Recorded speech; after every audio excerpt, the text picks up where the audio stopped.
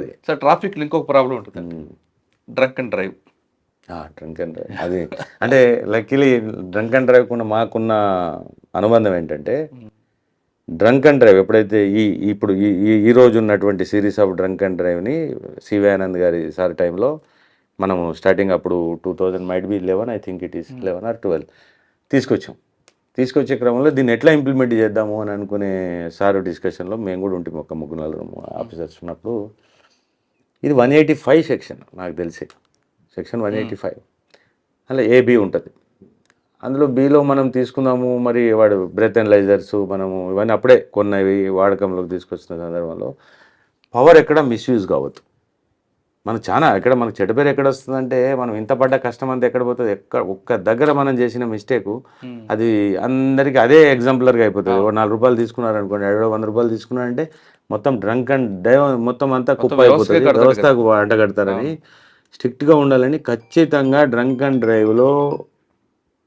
డ్రైవ్లో ఆఫీసర్ ఉండాల్సిందే. అంటే ఇన్స్పెక్టర్ లెవెల్ ఆఫీసర్ ఎట్టి పరిస్థితులలో ఉండాల్సిందే అని చెప్పేసి డిసిషన్ తీసుకొని, అప్పుడు క్వాలిటీ చెకింగ్ ఎప్పుడు చేద్దాము అని అనుకున్నప్పుడు 2 hours is the maximum time. 2 hours కంటే ఎక్కువ ఏ టీము పనిచేయలేదు. డ్రంక్ అండ్ డ్రైవ్లో మీకు క్వాంటిటీ ఎంత అనుకున్నారు అప్పుడు? క్వాంటిటీ లా ప్రకారం 30 mg అది ఇక స్టాండర్డ్. 31 వచ్చినా 32 వచ్చినా బుక్ చేసేవాళ్ళు. జనరల్గా 30 అనేది ఎలా వస్తుందని అంటే, అది అరెస్ట్ కేసు. అసలు 185 అనేది అరెస్ట్ కేసు. తాగిన వాడిని అరెస్ట్ చేయాలి. కానీ తాగుబోతులందరినీ అరెస్ట్ చేసి పెట్టుకుంటే చాలా న్యూసెన్స్ ఉంటుంది. వీడు మనకు చుక్కలు చూపిస్తాడు ఉదయం కల్లా. కాబట్టి దీనికి ఆల్టర్నేటివ్ చాలా గుర్తుంటాయి. చెప్పండి. మీ దాంట్లో మీ ప్రముఖ ఒక రిపోర్టర్, ఇక పేరెందుకు, ఇప్పుడు ఆయన ఇప్పుడు సంస్థకే అధిపతి. నా మీద మేము అంటే సాటిస్ఫాక్షన్ ఏంటంటే, ఒక్క వ్యక్తిని కూడా వదలలేదు మొత్తం మా 2 years టర్మ్లో. ప్రముఖ వ్యక్తి ఏం లేదు, ఆయన మామూలుని అది చేస్తానని నా మొత్తం డ్రైవ్ అంతా 2 గంటలు కెమెరా పెట్టుకొని కూర్చున్నాను. అంటే ఎక్కడ దొరికాడు మీకు? అక్కడ ప్యాట్నీ దగ్గర ఉంటుంది కదా, ఫేమసే. చేశాడు. నేను నవ్వి చెప్పా, నువ్వు కింద పడి పరిణామం ఏదైంది, నా పని నేను చేసుకుంటానులే. అంటే ట్రాఫిక్లో ఈ డైలాగులు బాగుంటాయి. నేను 24 గంటల వల్ల ట్రాన్స్ఫర్ చేయిస్తాను, 2 గంటల్లో నువ్వు ఆదిలాబాద్లో ఉంటావు, కరీంనగర్ ట్రాన్స్ఫర్ చేపిస్తాను, ఈ డైలాగులు కామన్గా వస్తుంటాయి. పని చేస్తుంటుంది కదా, 2 గంటలు కాదు కదా, 2 సంవత్సరాలైనా వాడు ఎవడు మమ్మల్ని ఏం చేయలేడన్న సంగతి మాకు తెలుసు. అది దిగిన తర్వాత ఆయనకి తెలుస్తుంది కదా, వాడికి కెపాసిటీ తెలుసు. అంటే జనరల్గా ఏముంటుందంటే, ట్రాఫిక్ నిజం కూడా ఆ 2 hours is the qualitative time for doing the drunk and drive. అంతకంటే ఎక్కువ చేస్తే క్వాలిటీ దెబ్బతింటుంది. అంటే మేము అంత అటెంటివ్ ఉండలేదు. ఎంత ఉండాలి క్వాంటిటీ అంటే దొరికిన వ్యక్తులు? అంటే దానికా అంటే అది 30 ml మనం ఊదినప్పుడు 30 దాటింది అనుకోండి, వాడు బుక్ అయినట్టే. కొంతమంది 300 కూడా దొరుకుతాయి కదా. చాలా అంటే 100 దాటిందంటే అబ్నార్మల్. అది 100 దాటిందంటే అబ్నార్మల్. ఎంత తాగితే దొరుకుతుంది అంటే? ఒక బీర్ తాగితే 30 వస్తుందా, ఒక క్వార్టర్ వేస్తే 30 వస్తుంది? అంటే ఇది ఎలా ఉంటుందంటే, స్టాండర్డ్ ఏమి ఉండదు. ఇప్పుడు మీరు ఒక బీర్ తాగితే మీకు రాకపోవచ్చు, నేను ఒక బీర్ తాగితే నాకు రావచ్చు. ఎందుకు? అది మన ఇంటెస్టైన్ సిస్టమ్స్ అన్ని. ఇప్పుడు గ్యాస్ట్రిక్ ఉందనుకోండి నా బాడీ, అసిడిటీ ఉన్న నా బాడీ ఎక్కువ వస్తుంది. అసిడిటీ ఏం లేదు, మీకు మంచి స్వీకరించే శక్తి ఉందనుకోండి తక్కువ వస్తుంది మీకు. కొంతమంది ఆర్గ్యూ చేస్తుంటారు కదా, ఒక బీర్ తాగాను, అది డిఫరెంట్ అవుతుంది. ఇప్పుడు ఒక బీర్ ఒకరికి రావచ్చు, ఒకరికి రాకపోవచ్చు. శాస్త్రమే, అది అందరికీ ఒకలానే పని చేయాలని. ఇప్పుడే నేను ఉదయం తాగాను, రాత్రి ఒక్కోసారి వస్తుంది నిజం కూడా, కొద్దిగా లేట్ అయినా వస్తుంది. అసిడిక్ బాడీ ఉంటే కొద్దిగా లేట్ అయినా వస్తుంది. కాబట్టి ఆ కొంత డిస్క్రియేషన్ తీసుకుందామా అని అనుకుంటే, మాకు డిస్క్రియేషన్ అవకాశం ఇస్తే మళ్ళీ తప్పుదారి పడుతుంది ఇది మా వాళ్ళకి. ఇప్పుడు పోలీసులకి తాగిన తర్వాత పోలీసులకు దొరకకుండా వెళ్ళంటే ఎంత తాగమంటారు? జనరల్గా 1.5 పెగ్ అయితే రాదండి. 1 పెగ్ రాదు. అంటే 1 పెగ్ మీన్స్ 60 mg వరకు రాదు జనరల్ బాడీ. అంటే రాదు అంటే ఏదో సైంటిఫిక్గా చెప్పినట్టు కాదు. రాదు అంటే మళ్ళీ అదే సేమ్ ఇంకొక బాడీకి వస్తుంది. అదే జనరల్గా అయితే ఈ 2 పెగ్స్ దాటిన వాళ్ళు ఖచ్చితంగా వస్తుంది. బీర్ తాగితే బీర్ ఇంకెక్కువ వస్తుంది.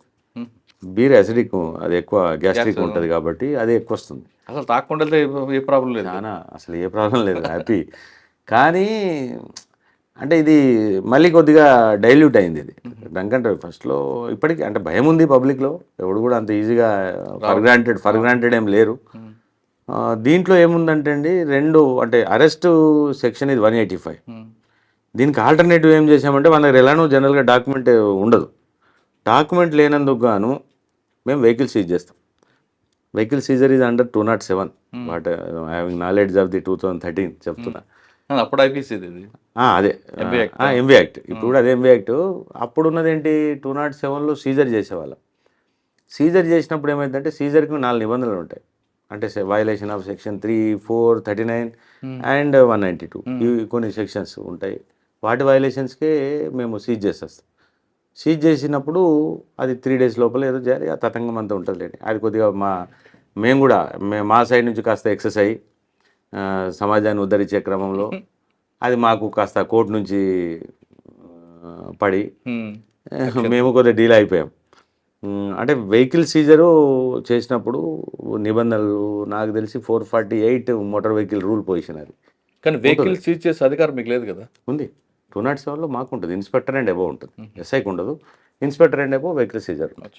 సార్ ఈ టైంలో ఒక లేడీ మీకు బాగా ఇబ్బంది పెట్టింది కదా ప్యారడైజ్ దగ్గర, తాగి పెడతారు. పెట్టింది తాగి పెట్టింది. అంటే ఏమవుతుందంటే మీరు కెమెరాస్ పట్టుకొని ఉండేసరికి మా యాక్షన్ చాలా స్లో అవుతుంది. దాని వాళ్ళు అడ్వాంటేజ్ తీసుకుంటారు, అంతే అడ్వాంటేజ్.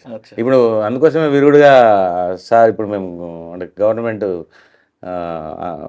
రిక్రూట్మెంట్స్ కూడా అంటే లేడీ ఆఫీసర్స్ని ఇంక్రీజ్ చేసింది.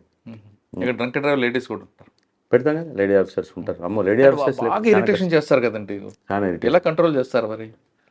అంటే మీ పేషెంట్స్ ఎలా కంట్రోల్? పేషెంట్స్ అందుకోసం ఆ కంట్రోలింగ్ క్రమంలోనే మా బీపీ పెరుగుతుంది అంతే. మేము ఫ్రీగా రియాక్ట్ అయిపోతే మా బీపీ పెరగదు, డౌన్ అయింది. కంట్రోలింగ్ అంటే ఏంటంటే అంటే ఇక సిటిజన్ పెద్ద అఫెన్స్. పోలీసుల కన్నా ట్రాఫిక్ పోలీస్ పేషెంట్స్ ఎక్కువ ఉంటుంది.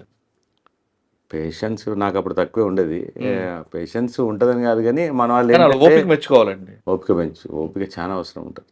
రోడ్డు మీద నిల్చుంటాడు, హారన్, దుమ్ము, ధూళి, అంటే అరెస్ట్ చేయొచ్చు. మా వాళ్ళకి కూడా అంతా ఇప్పుడు when that of the guy is violating the law and showing హుషారీ చూపిస్తానంటే అంత భరించాల్సిన అవసరం లేదు. ఇది we have every power under the motor vehicle act, under the IPC for the apprehension of that fellows. ఎవడైతే ఎక్కువ ఇప్పుడు మాకు అగ్రెసివ్ ఓవర్ యాక్షన్ చేస్తే మాకు అప్రహెన్షన్ అంటే అరెస్ట్ పవర్ ఉంది మోటార్ వెహికల్ యాక్ట్లో కూడా. అంటే అంతవరకు ఓకే, కానీ నేను అంటుంది ఏంటంటే వాళ్ళకి హెల్త్ ఇష్యూస్లో అన్నీ చాలా వస్తాయి ట్రాఫిక్. అవును వస్తాయి. నాకు కూడా కాస్త అప్పుడు ఈ ఆర్టీసీ బస్సెస్ ఉంటాయి కదా, ఈ హారన్ సిస్టమ్ ఉంటుంది కదా, వాడు కరెక్ట్ సిగ్నల్ మీద హారన్ కొడతాడు.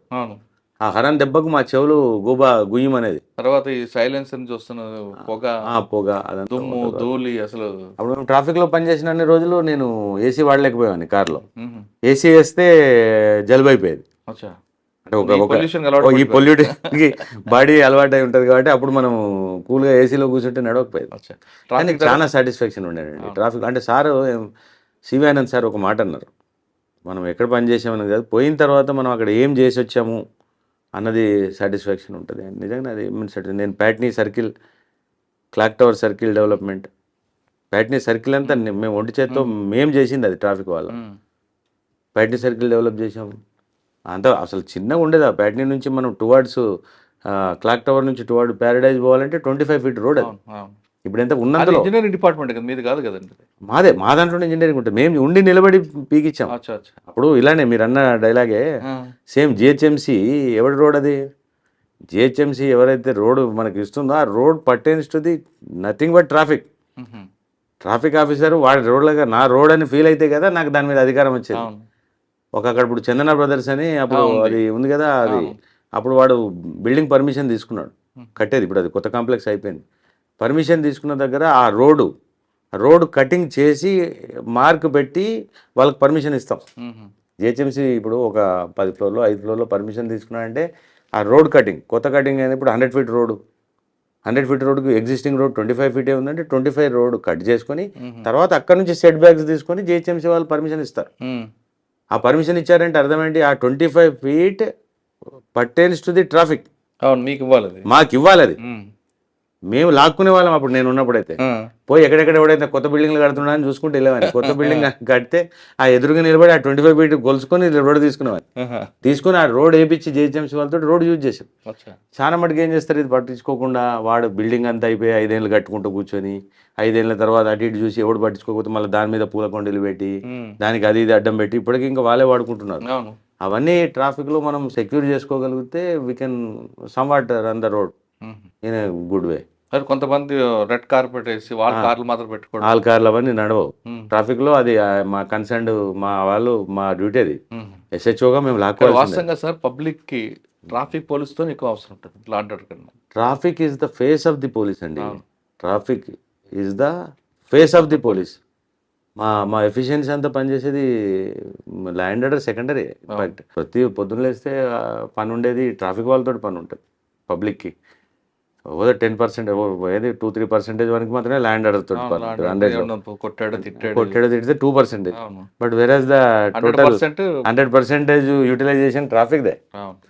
ట్రాఫిక్ వాళ్ళు అందుకోసమే అంటే అప్రిషియేషన్ పోలీసింగ్కి రావాలంటే ట్రాఫిక్ తోటి చాలా వస్తుంది.